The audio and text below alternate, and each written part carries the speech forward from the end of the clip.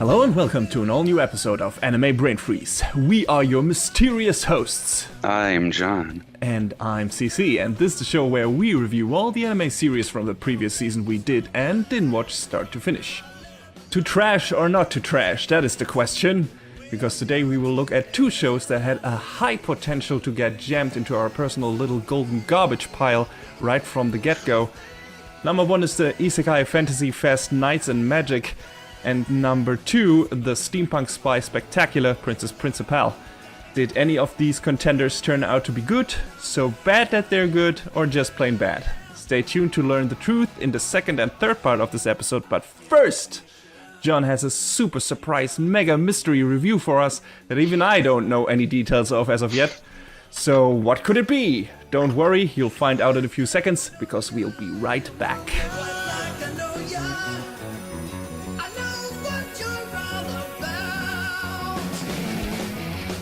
So I want to preface this mystery review by saying, every once in a while I see something that just kind of piques my interest for the better or the worse. I think that happens to all of us. And I just decide, hey, why not watch this just for the hell of it? So these mystery reviews, there's going to be another one later on. Yes. 2 episodes from now, I think. Okay. So in about 3. a month's time-ish, month and a half.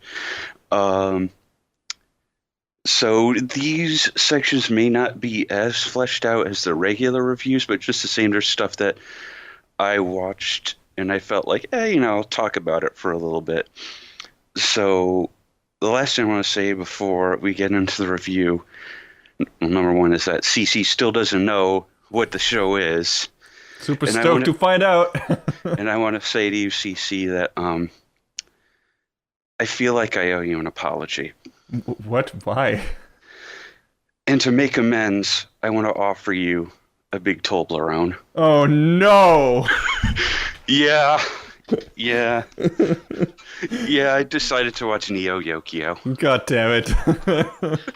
So what is Neo Yokio for those uninitiated? So for the people who haven't been on the internet or on any Twitter, so to speak, for the past few months, I guess.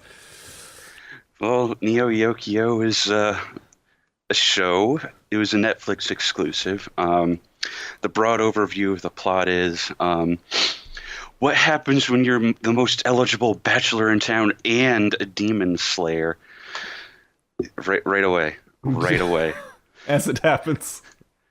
I mean, we can all speak from experience. I mean, we can all relate to that, right? Yeah, I'm out there slaying demons all day, and I'm so goddamn suave that...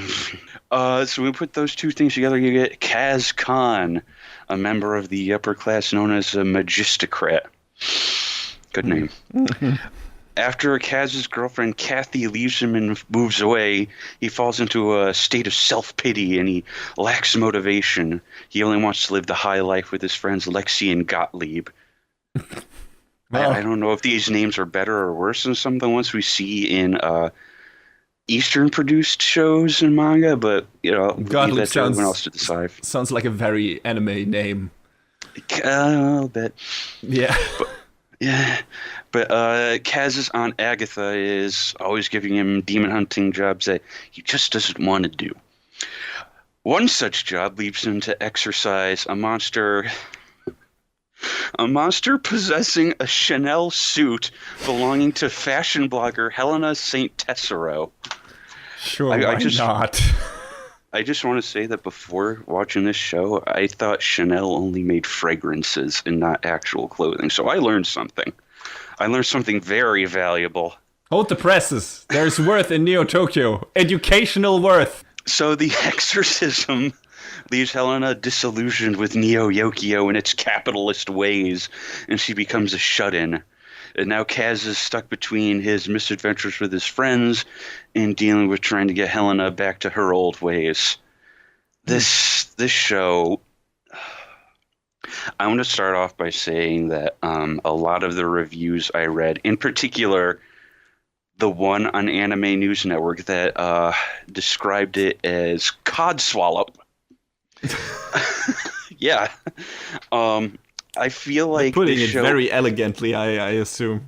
yes, I feel like the show isn't as unbelievably terrible as I would have been led to believe. I mean, it's bad. It is a dumb, stupid, bad show, but I don't think it's like, I think it's just like hovering slightly above the bottom of the barrel in terms of I guess in terms of its story, but there's so many other things about this that there's so many things wrong. Like the animation. So this was a joint between Production IG and Dean, and it looks like Dean took the reins on it because there's a lot of moments where it's really rough.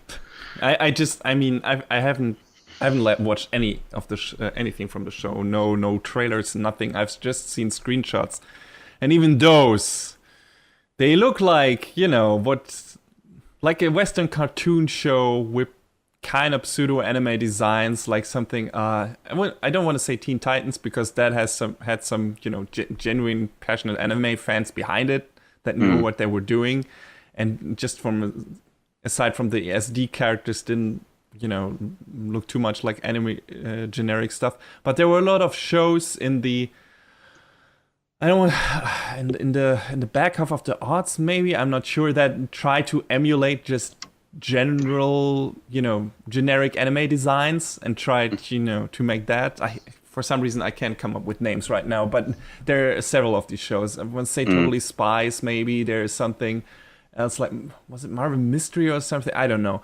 But shows that looked at, oh yeah, this is what anime looks like, but you can see that these people don't have the time or the budget to put enough work in that, and again, there's no shading. There's just it's very colorful, but it's very flat colors, and that's what I got from Neo Yokio as well when I looked at the screenshots. Yeah, it feels like there's no more delicate lighting. There's no shading involved, nothing.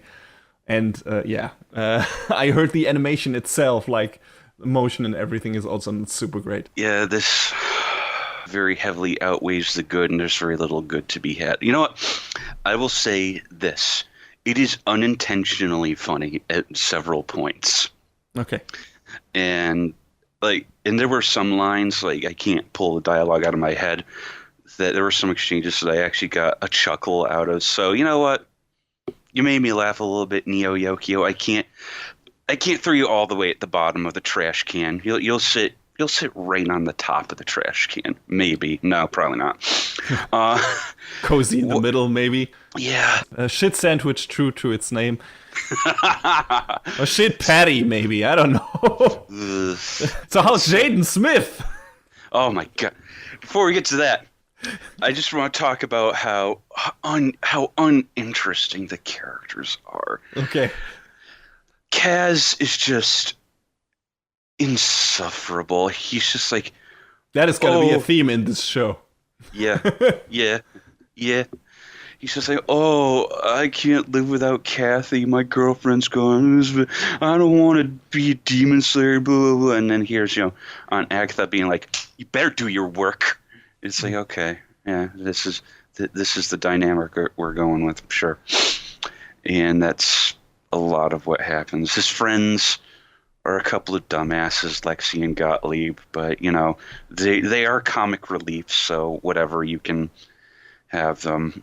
There's his rival, who every time he comes in, there's like this chorus in the background, not really like an angelic or heavenly chorus, but just like a and it's like, oh, okay, you're one of those characters, sure.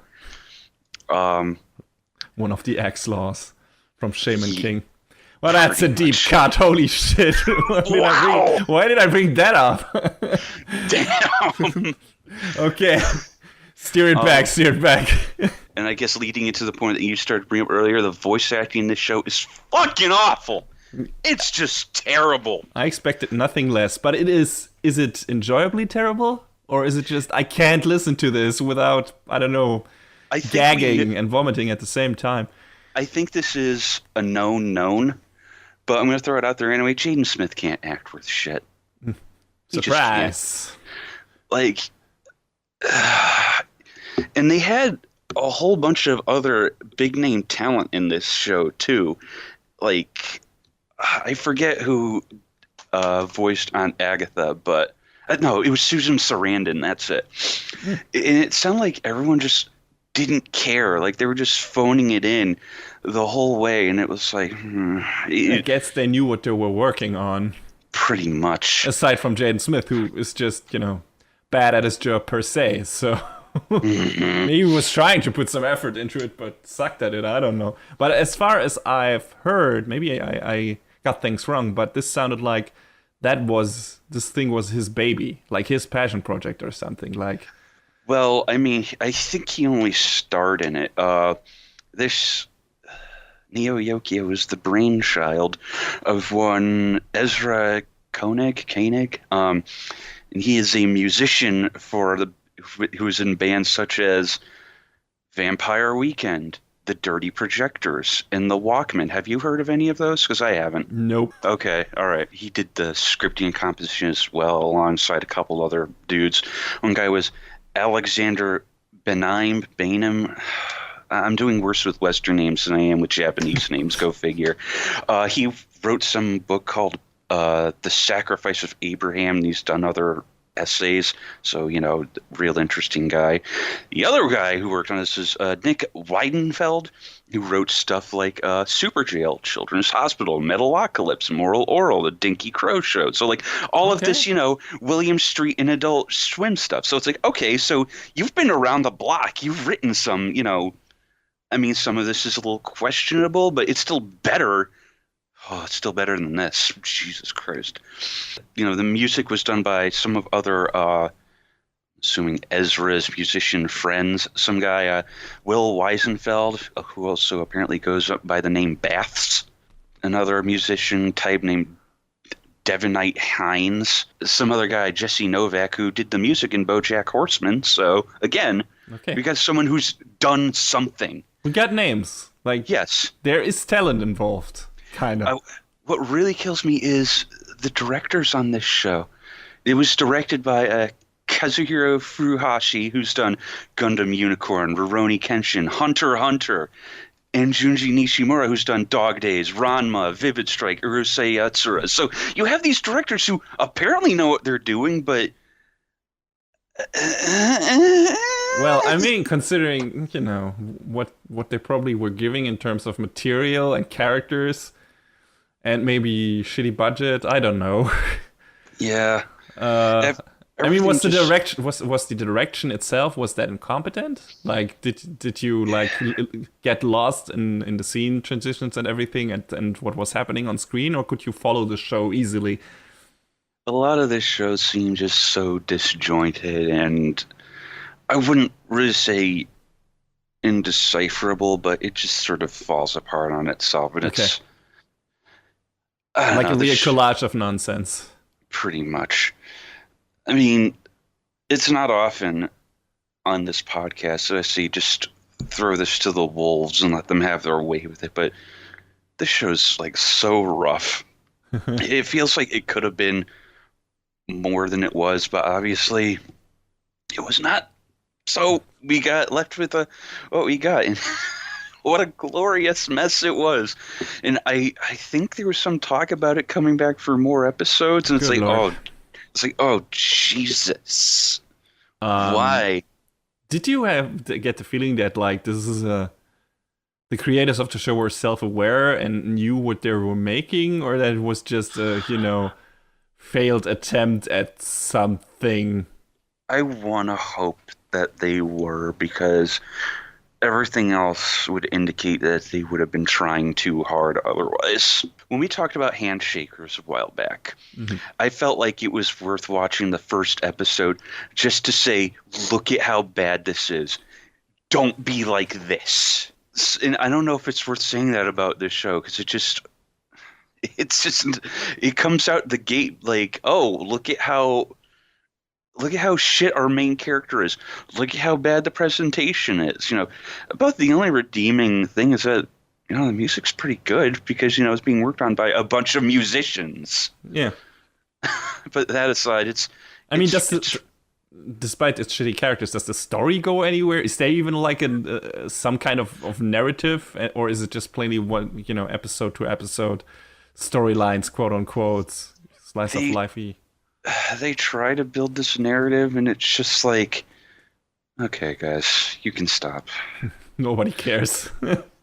So, one of the key plot points is that there's like this leaderboard in the middle of the city showing off, who the most eligible bachelors are, because that's a thing. And, it's constantly changing with who's up there. But, Kaz is almost always number one, blah, blah, blah, blah, blah. When he does the exorcism for Helena, she, it's not ever adequately explained, but apparently she destroys the leaderboard and the authorities are after her, and Kaz and his friends have to help sneak her out of the city. It doesn't make any sense. They try to sneak her out in the nose of a race car, and it's like, where's the logic? There's no logic to be had on any of this. I mean, there can be fun in, a giant pile of nonsense if it's is executed in a cool, I don't know, or imaginative way. I assume you have watched some nonsensical comedy shows in your life that were very enjoyable. Yeah. But apparently this didn't hit those, I don't know, necessary bullet points to make it work. No. Okay. So what would you say this show was missing the most to make it work? An actual coherent plot. Okay. Characters, well, a main character that didn't make me want to slam my head against a brick wall. Yeah. I mean, if you could fix those two things, maybe this show could have been something good, but... So if those two things would have been, better, you could have overlooked the shitty art and stuff like that. I've looked over all capital letters quality before, a few times before, but... when it's just constantly there, it's just like... Well, that's a shame. But I guess we're still gonna get more anyway. Yeah! You gotta watch it? No! The only other Netflix show I'll probably end up checking out is when the next few episodes of Castlevania hit, because that show was tight. Yes, indeed. Only watch this show if you have been threatened with your own death, with your family's death, or the destruction of something you care about. Otherwise, you could just ignore this show and live a happier life.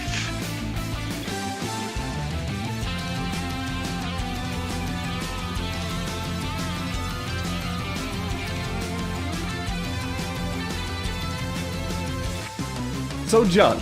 Yes. Remember when we talked about Konosuba? How the beginning of that show let the main character die in a dumb way as a setup to let him be reborn in a fantasy world? Yes. Yeah, and they made fun of all those tropes and everything. That was fun, right? Mm-hmm. So, well, the creators of Knights and Magic apparently haven't seen Konosuba. Or they don't give a shit because their show starts exactly that way, but takes it damn serious. And, use it as a legit setup for their fucking story. They also don't have a grasp on the English grammar because... Why is that apostrophe there? Yeah, they spelled it Knight apostrophe S and Magic, which makes no goddamn sense. I look at that title and every time I'm like, no, get I want to take a red marker and be like... I actually went on the web and tried to find some page... of someone who know more about more languages than I do, and it's like, okay, this could actually make sense if they meant it like that. And no, nobody could explain this aside from, no, the translator made a mistake. That's it. Someone fucked up. I don't know if it was the translator so much as, what's the name of the creator? Amakaze now? So much as he had no idea. He had no idea about grammar, in other languages. And you know what? But I'd say that's fine because there's other show titles that are weird, but Yeah, and there are other light novel show titles that are, super long, but they have the right, punctuation and everything. So Jesus Christ, some of those. yeah, but makes you wonder. Anyway, let's get to the great story of Knights and Magic. Programmer extraordinaire and hardcore mecha fanboy Tsubasa Kurata, you will forget that name immediately because it's never gonna be brought up again in the show. Anyway, he gets killed in a car accident and is reborn as Ernesti Chevalier, or just R, L, who knows. I think they just refer to him as Ernie for short in the subs. Yeah, which makes more sense. So I'm going to call him Ernesti because whatever. So he gets reborn in the fantasy world of the Fremvilla Kingdom. As the title suggests, this is a world of knights and magic, but not your everyday knights. Giant mechs called silhouette knights, controlled by magic and meant by actual knight pilots to defend the kingdom. Ernesti, apparently still having his full memory from his previous life, we'll get to that, is now hell-bent on dedicating his childhood and the rest of his life to one day building and piloting his very own custom wannabe Gunpla silhouette knight. Lucky for him, magic in this world works exactly like computer programming, because why the fuck not?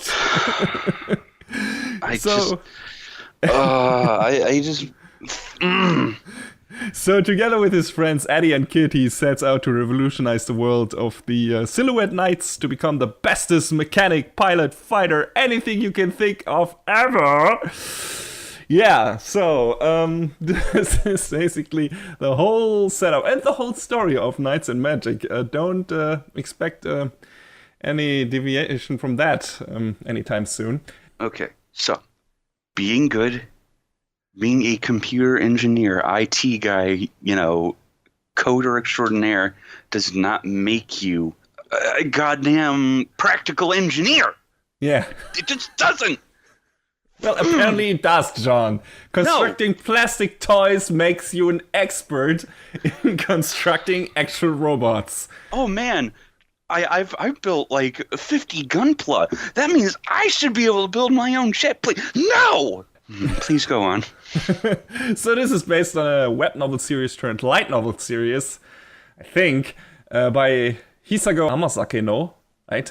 Who at this point, the web novel series has 7 volumes and this light novel series 6 volumes, respectively, I think. And apparently they are both still running. I don't know how that works. There was also a manga adaptation that was started in 2016, which only has 1 volume as of this moment, but it's still running.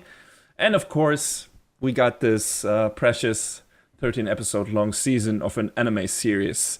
The animation production is done by 8-Bit, who have worked on decent stuff like Tokyo Ravens and one of the Macross Frontier movies, but also on some stinkers like Comet Lucifer, a show we reviewed a few episodes, which we dropped pretty quickly. And they worked on a high-class piece of art like Infinite Stratus. Yeah, fantastic. And Valkyrie Romance, man, that show was a thing. Yeah. They also helped out with the in-between animation on a lot of other projects like Macross Delta, Recreators, My Hero Academia Season 2, Working Season 3. So yeah, they got, they did some decent stuff, they helped with some good stuff, they were responsible for some really shitty stuff. So, as a lot of anime studios out there, it's a mixed bag. Not much high-profile stuff they handled on their own, but they have a pretty varied repertoire, I would say. Animation-wise, there's not really anything to complain about in the show. The character models look good. The environments are nice. It's all very bright and colorful. The CG models of the Silhouette Knights are actually pretty cool and well designed and animated, and so are the CG fights as well. I believe the company responsible for those is Orange, which are working on Land of the Lustrous in the current season, which is a full CG show. But they also did the CG work on Majestic Prince, Buddy Complex, Tiger and Bunny, and Active Raid, to only name a few. And it's weird for me to say this, because if you've listened to the show, you know by now that I'm not fond of anime CG. But I actually like a lot of their CG work, at least when it comes to mechs and mech fights. especially certain battles in Majestic Prince and the final showdown in Active Raid, and a lot of the key battle scenes in Knights and Magic look really good. Lots of fluid fight animation, cool battle choreography, nice effects, particle effects and everything, and really dynamic camera movement. That makes good use of the freedom that 3D models and environments give you when choreographing and staging a scene. If there's anything I can recommend about the show, it's the fight scenes. And if you can find a supercut of that on YouTube or somewhere else, go check it out, because I think, just for once seeing good CG fights in anime, there's still nothing in there that is as good as the one confrontation in Majestic Prince between the main character, the guy in the red suit, and Izuru and the main alien asshole. I forgot that name too. Yeah, that one I don't remember off the top of my head. But yeah, that confrontation is really good and makes some really good use of CG. Later on in that show, there's another one of those where they fight on the ground that also looks really fantastic. So yeah, Knights and Magic has some of those fight scenes as well, and definitely some of that same style of CG animation. And that's probably the most enjoyment I got out of the show, was watching these fights, because that they look cool. It is just that's good stuff. That's good action stuff, and someone knew what they were doing. The rest of the show, though, oh boy. So like we already established, what we have here is a super dumb and cliche premise with a lot of plot conveniences to make the self-insert character as perfectly fit into his new world as can be. Like, set him on his way to be the chosen child and, the most perfect human being on the planet. You can have fun with that as a creator if you are aware of that setup's shortcomings and its dumb nature. The creators of this show apparently were not. Nope. Ernesty sucks as a character. Every time he opens his mouth, it's like, I know exactly what to do. And it's like, oh, of course you do, kid. Yes. Like, you know exactly how to fix every situation. You know how to build a better mech. You know, you're just so much cooler and better than ever. He is way too fucking perfect. Mm-hmm. He can do everything he gets in that stubborn little head of his. He becomes the best magic user in his class, or in the kingdom for that matter. He completely rewrites the book on the fly. Is then tasked with constructing a new kind of Silhouette Knight, succeeds at that with only, a few minor hiccups, is pretty much the sole reason the kingdom later can defend itself against a giant invading army. It's ridiculous. Meanwhile, of course, because this is a power fantasy anime, all the girls want to ride in his cockpit, if you catch my drift. And of course, he is completely oblivious to all of that, because he only wants to build bigger and better and more powerful mechs. He doesn't care about the conflicts in this world, really, beyond, his justification being that shitty people should not allow to pilot Silhouette Knights because that's a disgrace to the fucking fandom or something. Only a robot should be able to destroy another robot. Like, what? Exactly. What? That's a thing that's actually set. Oh my god. No, I think there was another scene. Was it in this show where why do you have so many swords? Because swords are strong, and having a lot of strong things makes you really strong. And I'm just like, shut the fuck up.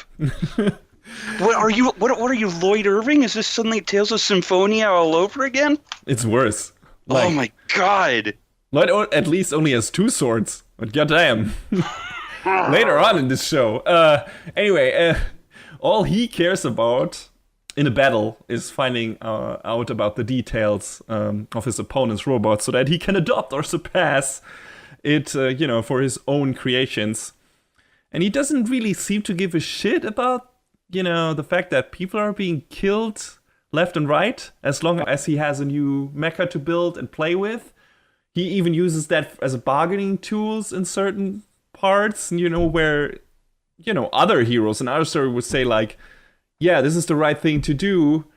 I should do this because, to help people, to make them feel better. And he's like, No, I will do this if you allow me to, if you give me complete control over constructing all the mechs, and if I can, have all the salvage material from the destroyed army to build bigger and more powerful mechs. He's a power-hungry fucker. And he's like completely fixated on his old hobby. And he is a fucking psychopath in my book. And in every other story, he would be a textbook mad scientist villain. Mm-hmm. It's ridiculous. It's fucking insane. Add to that thing you mentioned earlier.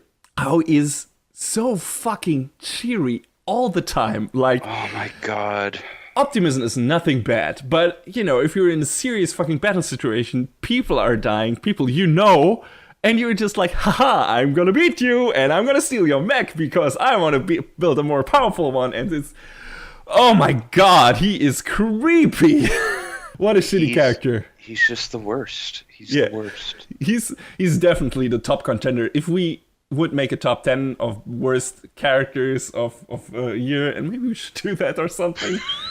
He would definitely be like the top contender for first place this year. He is one of the worst anime characters, definitely one of the worst main characters, but worst anime characters period I've ever seen on screen. Oh, and of course, they completely gloss over the potentially most interesting and probably most creepy thing about him. Which is, like I said, he still seems to have his memories from his past life. Yeah. But the show doesn't really address that beyond him being a mecha fanboy and knowing, how programming works and, magic inherently for some reason. But here's a grown man in his 30s, I must assume, reborn in the body of a child. And we see nothing of his childhood beyond him learning how to be the best at everything. There's so much comedic potential for him reacting to stupid stuff his classmates say with a more, experienced point of view or something, like inner sarcastic monologue. Like, for example, Kyon in the Haruri stuff, right? So they could have done something like that in this, where some people say some really childish stuff, and he's like, oh my god, I can't believe you just said that. But then again, and that is probably the way the show justifies this, not talking about it and not him acting like an actual adult person. He has apparently in his previous life always been like a bad child. And, not really given a damn about anything except for building his mechs. And that's it. So he has no problem thinking like a kid again and adopting to this. And but in my opinion, that's just so much wasted potential left on the table. Like, it's dumb. This, in my book, would have been the most interesting thing they could have done with the show, like, just in terms of setup. Like, okay, here's this guy that has all this, has life experiences of 30 years, and now he has to live as a child again. And imagine if he, didn't really want to do that. He's like, oh, fuck, no, I don't want to go through puberty again. It's gonna suck. Fuck. And, do something with that. And they did nothing with it. They completely glossed over that. It's like, you realize immediately that the only reason why they kept his memories in is so that there is some stupid-ass reason for him to be consistently the best at what he does at such a young age. Because he knows programming, and because he knows how to build mechs, which for some reason in this world makes him actually capable of using the tools that are integral to succeeding everyone else, which in itself is ridiculous because that shouldn't be the case. So yeah, this is the only reason, and it's a wasted potential. And don't get me started how much creepier the show becomes if you consider that all those underage girls in the show basically throw themselves at that dude who is probably twice their age without knowing it. So, keep that in mind. Twice their age. Yeah, keep that in mind. That makes the show even worse. So, the other characters are nothing to write home about either. They're all pretty bland stereotypes. Some of them are fun, like the king's grandson. He's like this big hulking brute who's like very much into fighting and Pretty much just like Ernesti wants only the strongest mech to wreak havoc on the world. And he's just enjoyable, just in terms of what the voice actor does with it and everything. So he's just a fun character. So that's all right. Dietrich is probably the character that gets the most development in the show, which is weird because he's kind of like a smaller side character in itself. But he starts out, he's a Silhouette Night pilot in the Royal Guard, I guess. But he starts out as an arrogant loudmouth who belittles his comrades and everything. And, he's an asshole. And he completely loses his nerve when, he gets into a real battle situation against giant monsters for the first time. He just loses his nerve. He runs away, gets people killed pretty much. And thanks to Ernesti, he can turn himself around and, change himself and turns into an actually cool and capable character. So that was pretty neat. I was thinking, okay, why is the story not about that guy? Right? That's I thought that was pretty cool too. Yeah, so what the fuck? But instead, that interesting development is reassigned to one of the smaller side characters. So that was a shame. And the rest of them are just flat as a sheet of paper. Especially and sadly, Ernesti's friends, having a shitty main character is one thing, but having the two characters that are constantly with him also be completely uninteresting. With Addie constantly thirsty for Ernesti's mana, really, that is all her character is. And Kid is, the kind of big brother, but not really type, who also later becomes the personal knight of a princess, and that's it. There's nothing resulting from that either. It's all kind of lame. Some of the bad guys are fun because they are so over the top, but there's also not much interesting going on there character-wise. No interesting dynamics or anything with the good guys or backstories or whatever. It's all pretty, trite. Ernesti gets kind of a nemesis later on who is almost as smart and psychotic as he is. But they don't really do much with that either, so yeah, nothing much to see here. Yeah, I mean, did you watch this beginning to end? Yes, I watched it all the way through, mainly for the battles. I got maybe halfway through the show, and I was constantly asking myself, where's the conflict?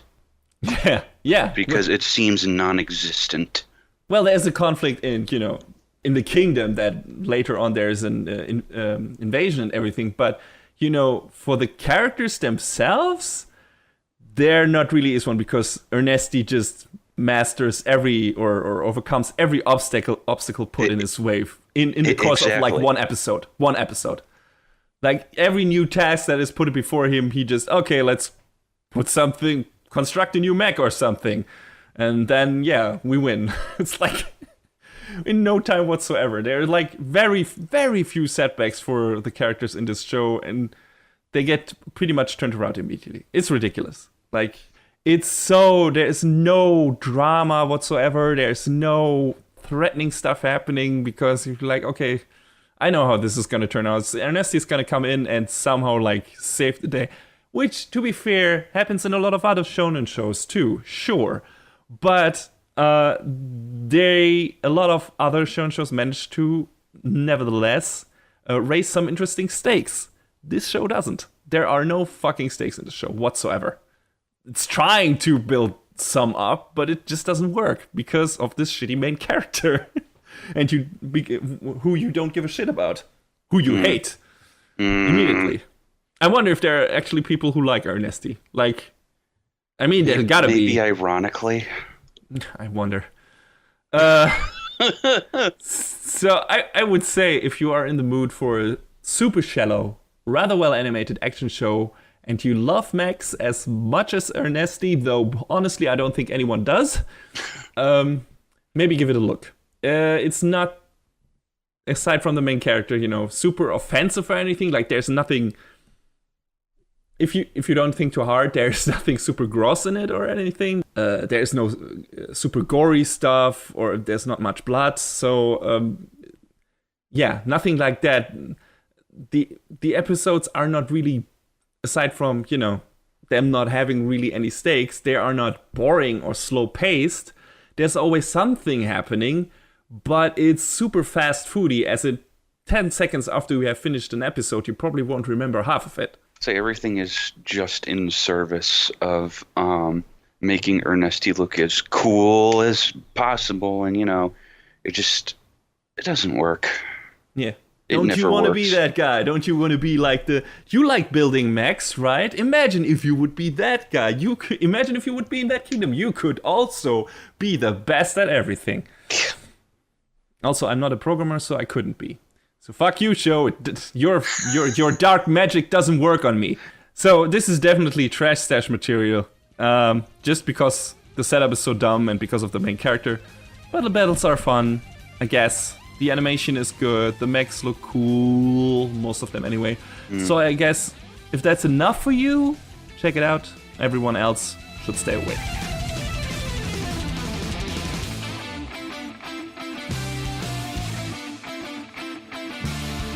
So, last up on the docket for today is Princess Principal.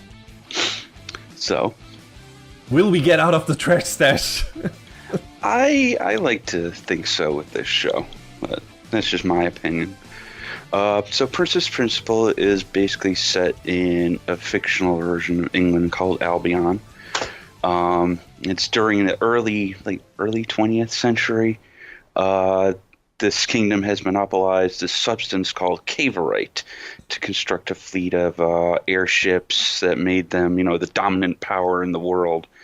However, the proletariat has grown angry at their country's ruling class for ignoring their plight, sparking the London Revolution, where the lower classes attempted to overthrow the royal family. Eventually, the two sides reached a stalemate, and a great wall was erected through the middle of London, splitting Albion into two nations, the Commonwealth and the Kingdom. It's totally not an analog for the Berlin Wall, by the way. Totally not. But several years later, the Commonwealth launches Operation Changeling, a plan to replace the kingdom's princess Charlotte with Ange, a girl who bears a strong resemblance to her, in order to have a highly placed agent within the royal family. But the princess turns the plan on. The spies offering to work with the Commonwealth with Ange and her friends helped her become the queen of the kingdom. And this begins the story as 5 girls, including the princess herself, serve as undercover spies in the kingdom, working for the Commonwealth while enrolled as students at the prestigious Queen's Mayfair School. Mm-hmm. Which becomes their base. Pretty much, yeah. Mm-hmm. This show, in comparison to the other two pieces of filth we already talked about, I liked this show a lot. So did I. And I was surprised by it because I liked it for different reasons than I expected to like it. Yeah, I mean, I went into this show, we both went into this show knowing absolutely nothing because it's, as I recall, it's not based on a previous work. It's just an anime original, which is always nice to, check those out, see what, see what you can dream up and put on an animation cell without any other previous inspiration. This was, it was animated by the crews at Actus, who have worked on shows like, well, they've worked on Beyblade, so, you can have your opinions on Beyblade. Girls in Panzer, Kotetsu Shinji, Regalia, a show which I think we both watched but didn't really talk about. I felt like kind of turned into a mess at the end, which is unfortunate. It was also worked on by 3 Hertz, who worked on, your favorite show, Dimension W. But they also worked on Flip Flappers, so that balances out. Mm-hmm. I sort of feel like the show's, it builds towards its plot very slowly, but it has so much of this great character development along the way that I think that's what really enhanced my enjoyment of it. You got to really know the main characters of the show really well, where they came from and what it is, what their personal aims are. What did you think of that? Yeah, first of all, I expected this show to be a giant trash fest because it's written by let's say the lesser Code Geass guy, Yeah. Ichiro Okuchi, who also wrote one of my favorite shitty trash shows, Valrave the Liberator. Oh And man, he worked on quite the combination of stuff. I mean, he also worked on Cabaneri and the Berserk movies. yes, definitely. But the one thing, that stuck in my mind was Valrave, and like the first thing I was thinking when I saw the setup, I'm thinking, okay, this is probably gonna be like just from the setup alone, and the first episode also made me think that, was like, okay, this is gonna be like a dark show, but that has some really silly parts in it that are, so dumb that it's goofy, and that makes it super enjoyable. And the show kind of surprised me that it had a lot of legitimately good parts in it, and like you said, really interesting character development. Like we get pretty much like is the deal with a lot of with a lot of anime. We get like your basic setup episodes where all the characters are established, where the universe is established. You get the antagonists are established pretty early on and everything. So you got your ground setup, and then it's for each episode it's like a new spy mission for the girls, and we learn something new about each girl every episode. Some are more focused on one specific member of the cast. Some are more slowly forwarding the plot, and it worked mostly. I mean, we learned at least some interesting bits about each of the characters. We get a pretty amazing episode about Chise, who's like the import Japanese girl, basically, that is initially, has her own motives and her own agenda to join the team, the spy team. But then becomes an integral part of the group and everything. And her initial episode was pretty great. And we learn a lot of interesting stuff about Dorothy, of course, about Princess and Anje, which is pretty much where the main surprise of the show comes in, and the plot twist, so to speak, is pretty much their background story. I think the only character who gets kind of the short end of the stick in terms of development and background story and everything is Beatrice. Yeah. We learn like, she has like the setup where her father did experiments on him, and she's like this basically kind of a steampunk robot girl in a way. At least she has some, robot tech parts in her. She can like change her voice and everything with the gizmo that's in her throat. And but aside from that, we don't learn that much about her upbringing and everything. And I expected her, I don't know, that to become a bigger plot point later in the show. Maybe her dad showing up again or something. Did they say that he died, or was he still around? I'm not sure. I don't think they explicitly said, but I was under the impression that it was implied that he had died somehow. Okay. But still, you can say it like, okay, that did never happen. He's maybe working for the bad guys or something. And I don't know. Yeah. The characters themselves are interesting. They have all different skill sets, and like I said, different agendas. There's always some revelation around the corners, like, oh yeah, this character was also, maybe working for someone else or was planning to do something else. And they keep you guessing for certain characters what their actual motives are. And especially, that counts especially for Anje, because she's set up like this girl who never tells the truth. Who's kind of like a constant liar, and you shouldn't really trust her. And let's say the structure of the show tries to take that to heart. It tries to, make you guess and let you think, is this a lie? Is the show hiding something from me?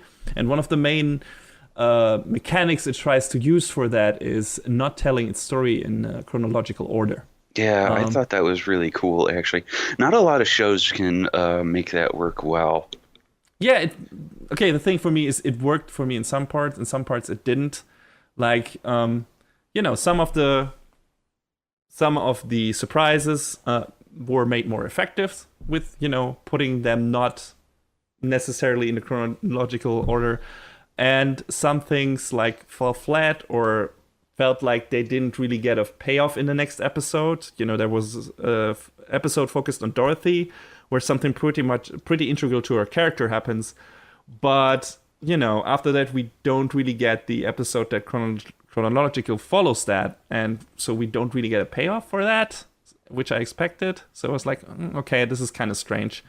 So, yeah. But aside from that, it's kind of a neat gimmick. We've seen that done in Haruhi before, I think. I don't know which other anime shows have done this. One that readily springs to mind is Cowboy Bebop. It's very much a non-sequential story. I mean, there are certain parts that, yes, you have to watch in order for it to make sense, but most of the rest of Bebop, you can just watch the episodes in whatever order.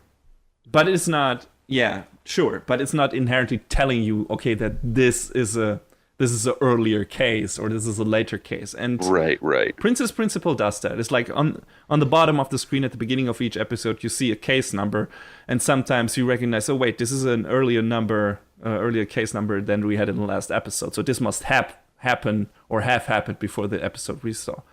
And I wonder if I would gain anything if I rewatch the show in chronological order, if there would be some things that would connect more that didn't connect before for me. And yeah, I wonder if this I wouldn't mind trying doing that too, to be honest. Yeah, I think that would be interesting.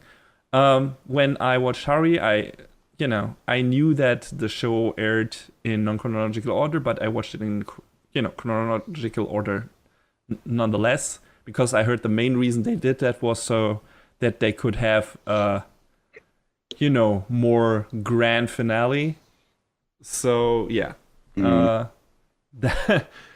I wonder if there is an actual artistic intention behind this in Princess Principal, if they had, like, aside from integrating this into the philosophy of Anja, the character herself, making the show that too, as in, okay, it's lying to the viewer or hiding the truth and trying to keep some secrets for later. Or, if it was just, a fun thing they tried to do, but weren't necessarily too sure how to work with the entire time through.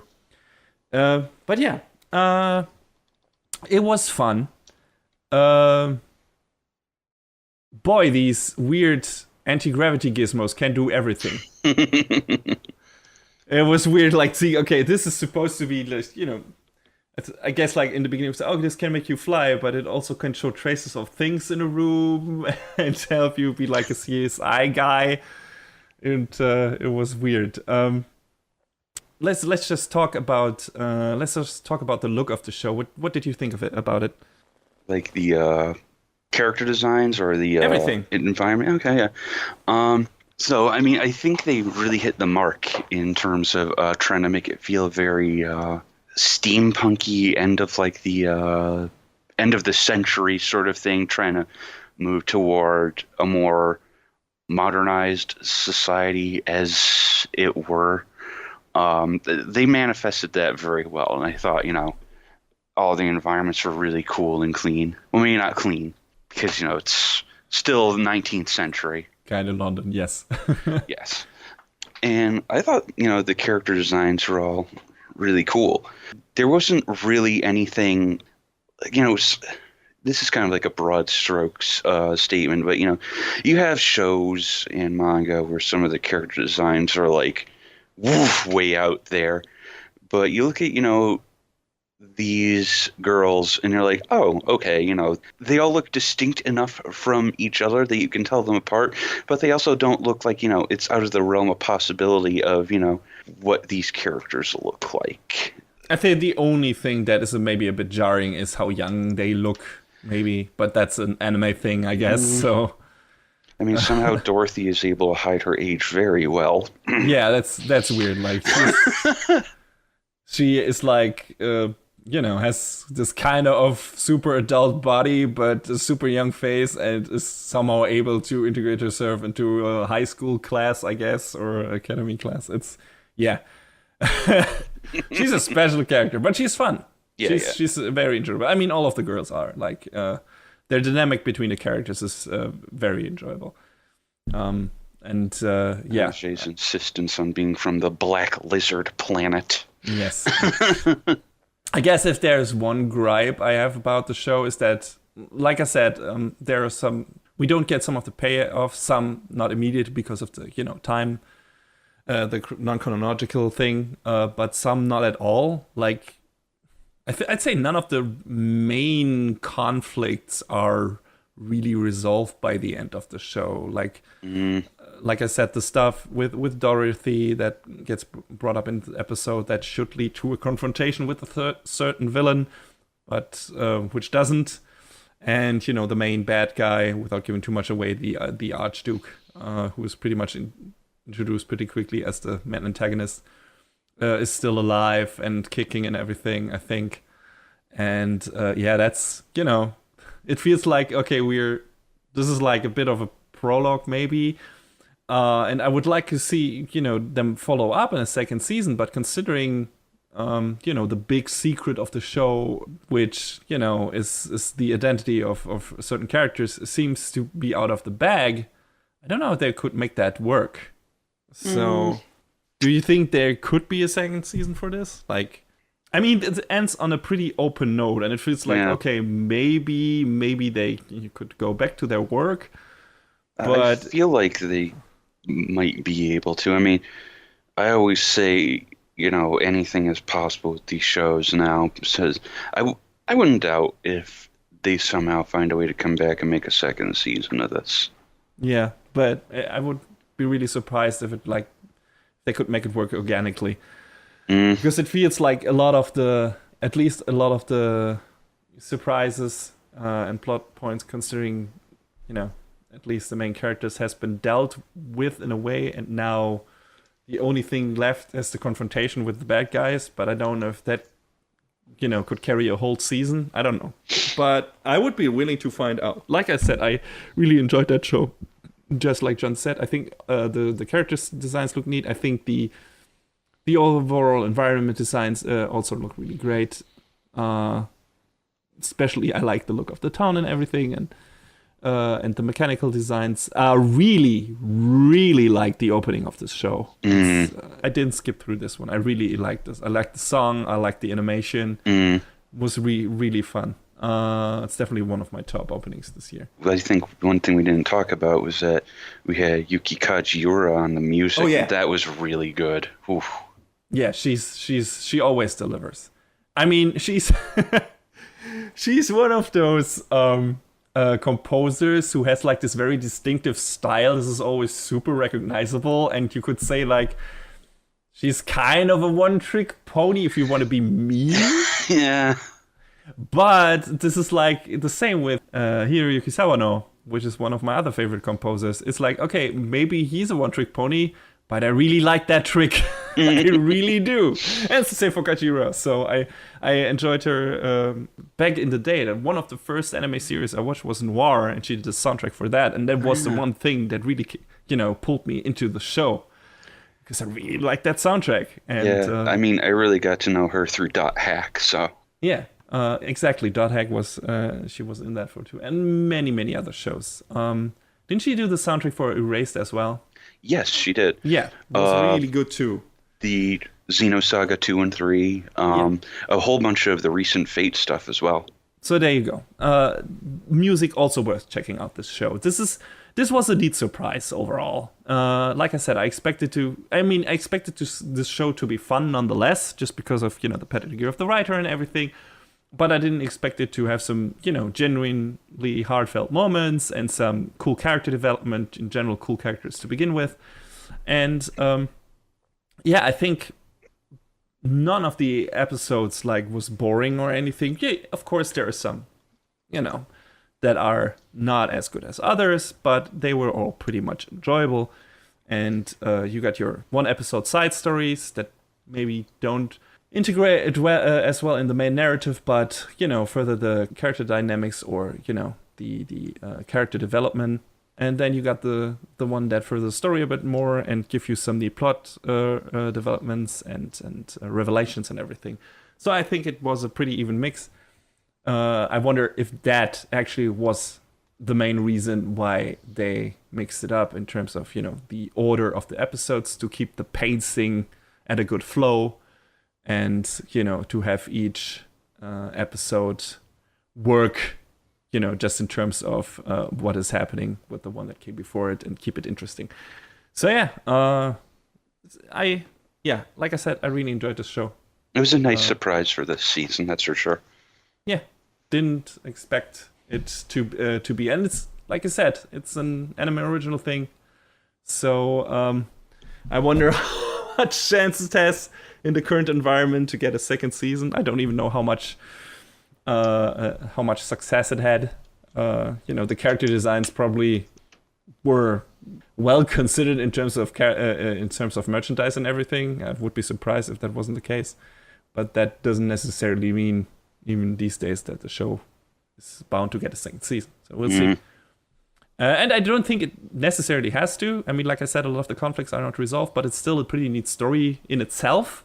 You might be let down if not all of the stuff gets resolved at the end, but like I said, maybe in this case the journey is more enjoyable than the goal. Who knows? It might be one of those cases. But yeah, I would say check it out. It's not long. It's a short, sweet ride. And I'd say if you need some spy action in your life, it's worth taking a peek.